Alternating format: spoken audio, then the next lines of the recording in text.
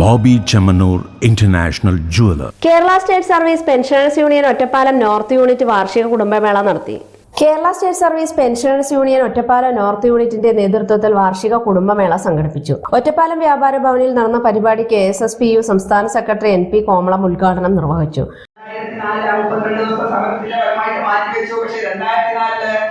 India government അത് നടപ്പിലാക്കി, പല സംസ്ഥാനങ്ങളിൽ നടപ്പിലാക്കി. പക്ഷെ നമ്മുടെ കേരളത്തിൽ നടപ്പിലാക്കിയിട്ടുണ്ടായിരുന്നില്ല. അന്ന് ത്രിപുരയും ഇത് ഒരുപാട് തവണ നിങ്ങൾ കേട്ടതാവും. എന്നാലും കുടുംബയോഗങ്ങളിൽ അത്യാവശ്യം ഏത് കൂടിക്കപ്പെടുന്ന കടന്നു പോകാൻ സംഘടന കൂടി കടന്നു പോകാൻ നമുക്ക് മുന്നോട്ട് പോകാൻ കഴിയില്ല എന്നുള്ളത് കൊണ്ട് തന്നെയാണ് നമ്മളത് പറയുന്നത്. ത്രിപുരയിൽ നടപ്പിലാക്കില്ല, 2018 മുതൽ അവർ നടപ്പിലാക്കി. പശ്ചിമ ബംഗാളിൽ ഇപ്പോഴും അത് നടപ്പിലായിട്ടില്ല.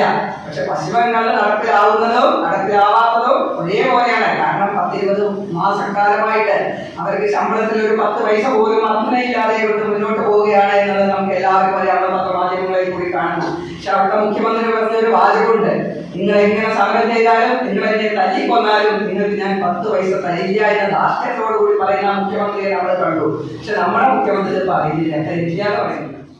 യോഗത്തിൽ ജില്ലാ ബ്ലോക്ക് തല നേതാക്കൾ പങ്കെടുത്ത് സംസാരിച്ചു.